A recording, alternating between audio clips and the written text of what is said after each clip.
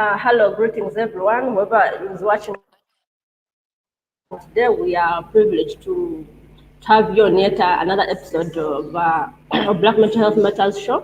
And I'm Nasasra Claire, who's going to host this privilege to have Dr. Stella Nyanzi in today's studios to have the conversation about mental. She's a politician, she's a mother, she's a mental health advocate, and I'm sure she will tell us more about her. As we can discuss mental health as it is. So, doctor, introduction, tell us who you are, and we can go into the topic itself. All right. So, hi, Claire. It's a pleasure for me to be here at your live session on Black Health, Black Mental Health Matters.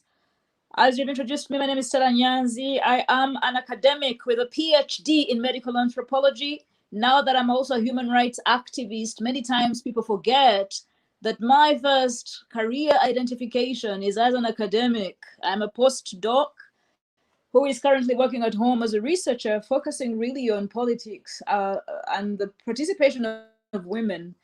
I'm also a social justice activist. I believe in non-peaceful protests and demonstrations, especially when people have issues to raise against our particular policies and practices of government. I'm a poet and a creative writer. I've published 2 books of poetry. I'm a mother of teenage children. I'm a Facebooker. And I think for me, what matters the most is that I'm a Black woman from Uganda. I'm a Black African woman.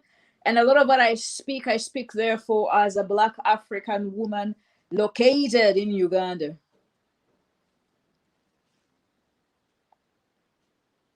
Okay, thank you so much, doctor.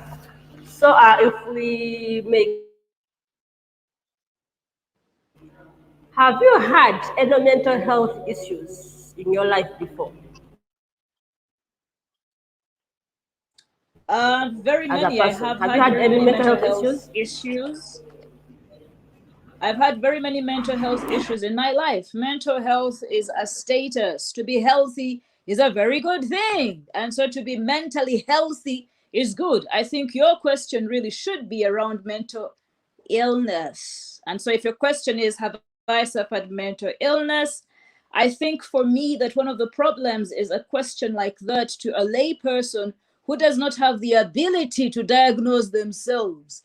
Mental illness has got a range of classifications that have been recorded in psychiatry for a long time. And so when you say to me, have you had mental illness? I think for me that unless one practices witchcraft, unless they are a psychiatrist or a psychologist with the ability to assess and diagnose themselves, it's impossible for a layperson to say, I have had bipolar, or I have had depression, or I have had, whatever, anxiety or insomnia. Having said that, I want to say that because I am currently I'm 47 years old, menopause is probably on the way. A number of women, as we get towards our menopause, our premenstrual anxieties increase, right? I've been a mother, and for very many mothers, especially those such as myself who have carried twins, who have had multiple pregnancies, there are issues around our own health and the health of our children, which may result into insomnia and lack of sleep. I've been a prisoner. As a prisoner, I was traumatized in many ways. I was tortured. I experienced violence. And the experiences of the trauma that I had in prison led to a miscarriage. Now, the entirety of all that pain that I experienced as a prisoner, not once, but twice in remand prison at maximum security, resulted into anxieties and panics. Are they diagnosed by a psychiatrist? No, but I know when I'm anxious. I know when I get panic attacks. I know also that immediately after my release from the longest sentence I served in prison, I used to suffer from a condition that still has not been diagnosed. I've seen a number of therapists who still don't know. But when I saw men in uniform, I would collapse, right? And so there are a number of possible explanations for my issue around collapse when I see particular triggers related to the prison institution. However, I don't have a diagnosis as yet. Of course, as a person who studied in Uganda at school, there was a lot of stress around exam time, right? As a woman who falls in love and falls out of love, who breaks hearts and has her heart broken, I've suffered rejection. And sometimes heartbreak causes a number of mental health challenges, especially when one can't cope with the idea of rejection. I also want to say that perhaps my most intense, my most severe sort of experiences with symptoms of possible mental health issues has been around my political campaign as a woman based in the opposition. So I'm opposed to the government of Yoweri Museveni, and running the COVID-19 lockdown in Uganda was one of the highest stressors that possibly caused a lot of distress and depression and anxiety and worry and insomnia and sleeplessness for me. And so, have I had mental health issues? I've given you a number of areas where one could say, there could be symptoms I've suffered from. I'm one of the few people who've been very lucky to go to psychiatrists because my father was a medical doctor, and he was leading a team of a number of specialists, including both psychiatrists and psychologists, mentally healthy. So I don't have a diagnosis, although many times I have had to struggle with the post traumatic stress disorders resulting from prison, resulting from torture during arrest, resulting from abduction. I suffered. I was abducted by gunmen who were masked, and I was detained in a facility that was not named. Um, and sometimes euphoria or mental health challenges for me. However, as I've said to you quite clearly, no psychiatrist has given me a classified diagnosis for a mental disorder or mental illness.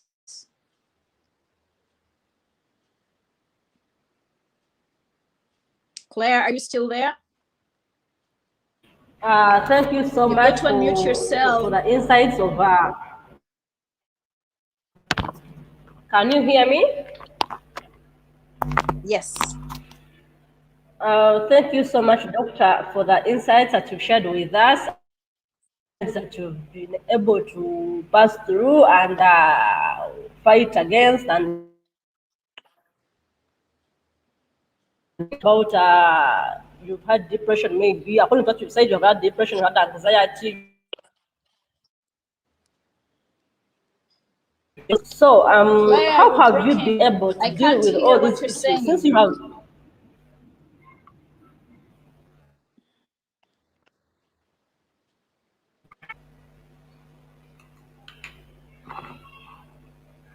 Can you hear me clearly? Yes, now you're clear. Yeah. So I was mentally, including depression, anxiety, and all those other challenges. How have you been able to deal with them to ensure that you no doctor has given out a proper diagnosis of what you're suffering from? So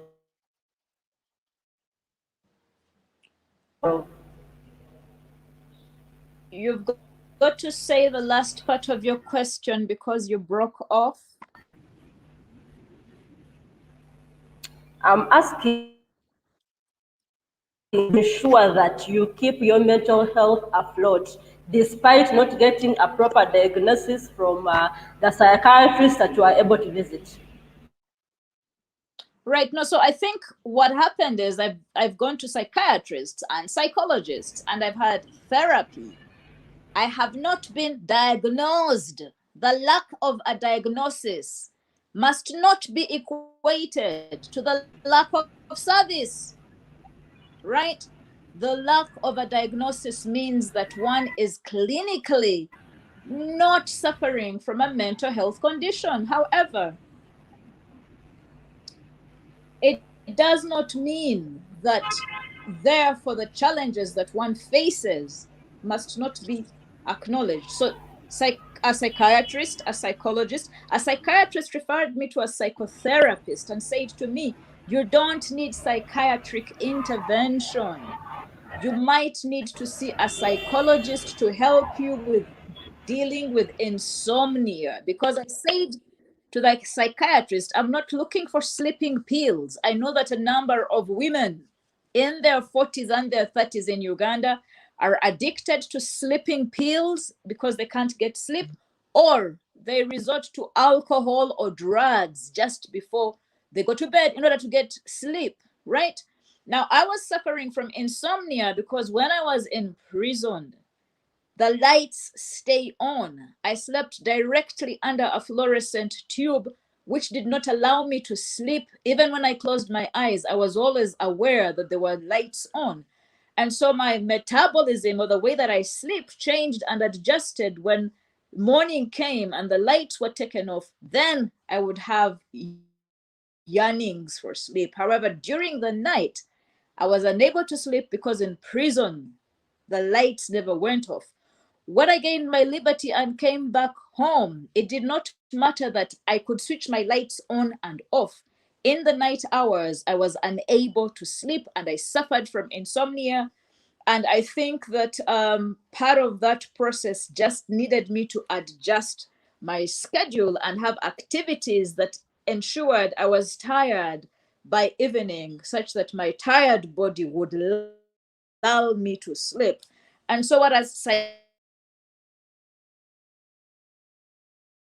psychologist said to me is some of these coping mechanisms, you're going to have to start working with them because we shall not give you sleeping pills, which can be addictive. Also, because I specifically said to them, I do not want to be given any sleeping pill. So what we did was to then adjust my schedule, and I'd wake up and struggle because in prison I used to sleep in the mornings. So I had to wake up and stay awake doing things outside my house, things and activities that necessitated me to be on my feet. And slowly my routine readjusted, and now I sleep at night. So that's one example where I was given a coping mechanism by a psychologist in the absence of psychiatric pharmacological products like sleeping pills, right? That's one example where a psychiatrist, having found that actually I was doing well, referred me to a psychotherapist who then introduced a new daily routine into my activities. I'm a writer. I spend a lot of time at a desk or in my bed writing, right? Because also in prison, I quickly coped with having the lights on all the time at night and began to write a lot at night. I was able to publish in prison.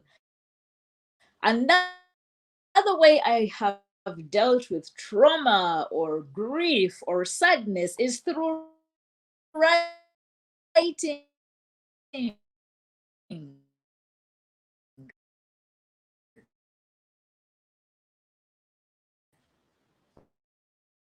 right?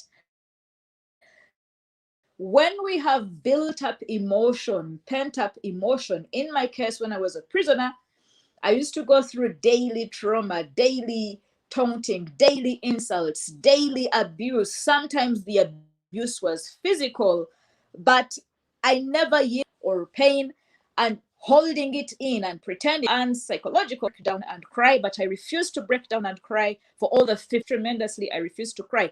Even when I had a miscarriage of my baby, I refused to cry in prison. Even when I was tortured and my dead child was denied closure, my fetus, the miscarriage was burnt up with clinic refuse at the prison, I refused to cry. And so I needed to release this pain. What talk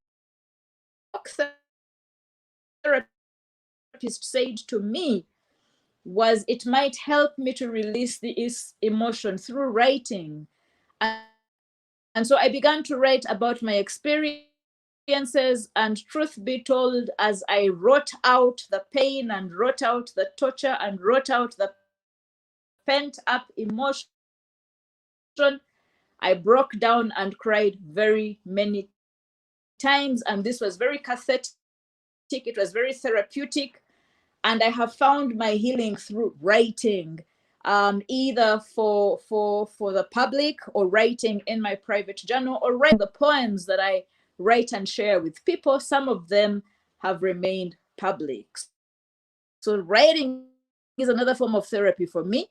It was recommended to me by a talk therapist. How else have I dealt? I think that for me, being in the company of people who love me, because one of the experiences I said was most challenging to mental health and well-being was running a political campaign during I was running on the opposition card. Insult and ridicule, and how I coped or strengthened was by receiving a lot of love from my inner family circle. So my children, my partner, my friends, my campaign team offered a lot of therapy in terms of dealing with those issues that were often raised either by my fellow contestants or by people who didn't know me but wrote to me toxically online, be it Facebook or Twitter, but also the press, who made it a habit often to compare me to women I thought were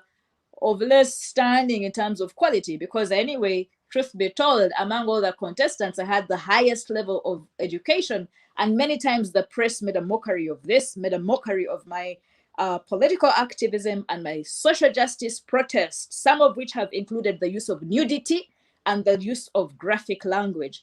And so what we did as a family unit, but also as my campaign team, was to address each of these issues. And so the pain that was created by the toxicity coming from outside was often handled through the love and mediation of those who believed in my campaign and who understand the sort of politics and protestations that I put up.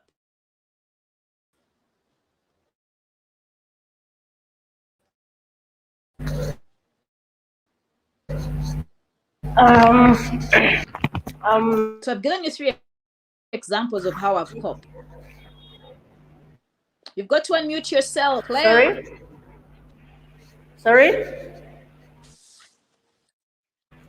I'm hearing you.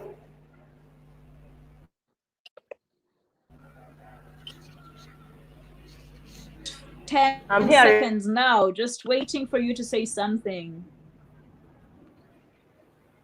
You were asking me for you to pardon so that I can respond back? No, I didn't say pardon. I said I've been waiting for 10 seconds for you to say something. I've been waiting for your next question. Okay, I'm sorry about that. Something else I wanted to talk about is we are now discussing motherhood, and discussing politics and mental health. I understand that you recently lost the election for the Kampala Member of Parliament, for the Kampala Woman Member of Parliament seat. And in the thing that you talked about that traumatized you was that loss, the election loss.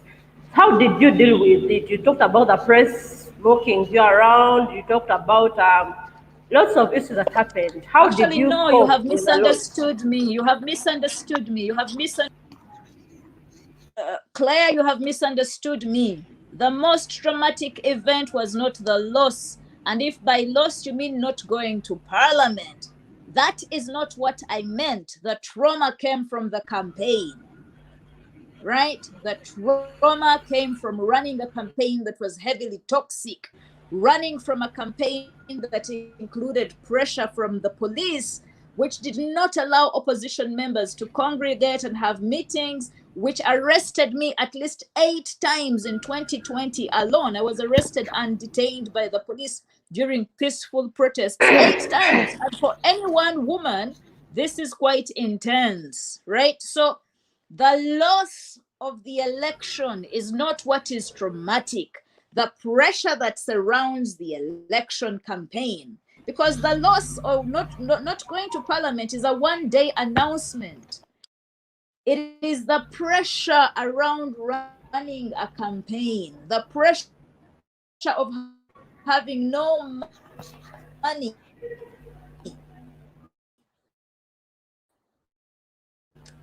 I think that very many women, but also some men in Uganda have resorted to borrowing from banks in order to run a campaign. Very many others,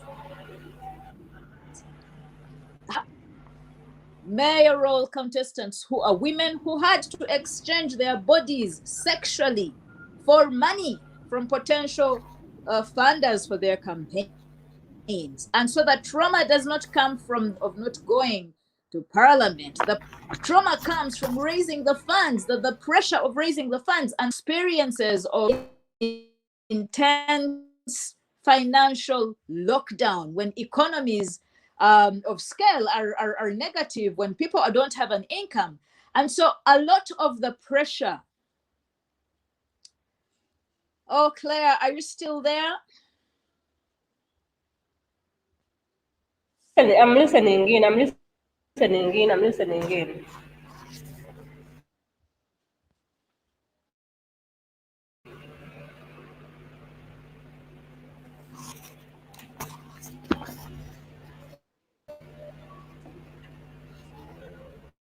Thank you for that. Now we are going to switch to motherhood. I understand that Claire, you are you have. still there? Yes, can you hear me? Can you hear me?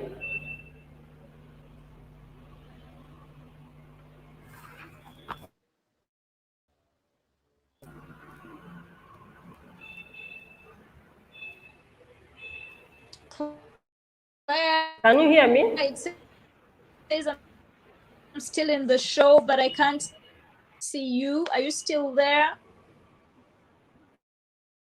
Yes, I am. I am. I'm still here. Oh, lost her. So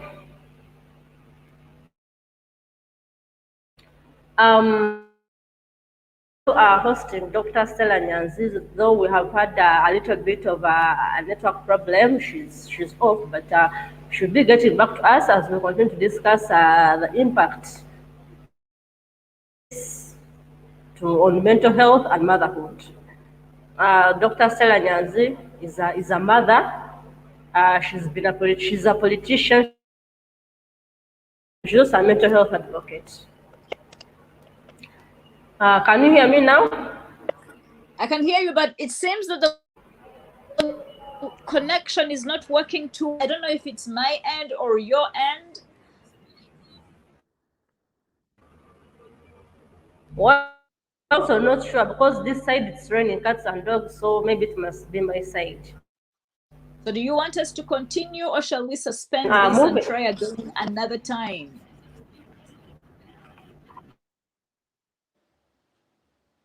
Because now I can't hear you.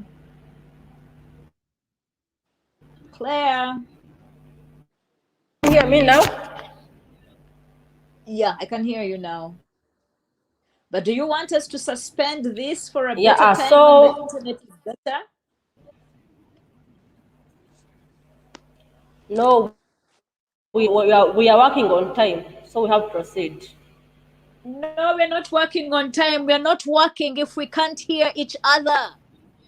We are not working. This is a stressor. It is disturbing my mental health.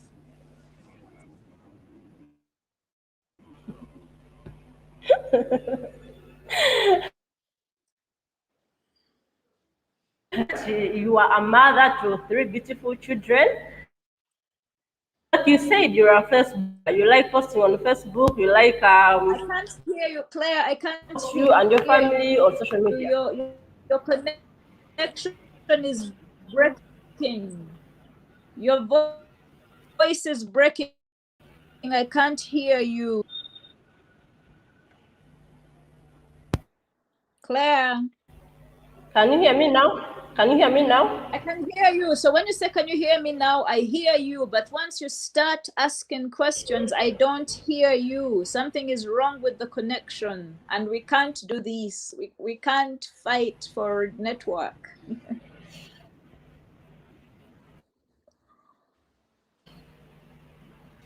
So we are, like I was saying before, I know you are very beautiful children. Um, sorry, we've lost Dr. Stella. She's gone off because of poor.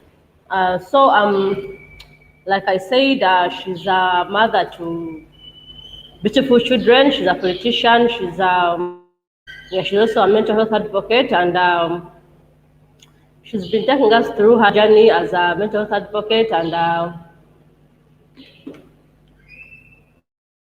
how she's been able to mental health challenges that she's been able to face along the way, including in her journey with politics, to about her family and her mental health is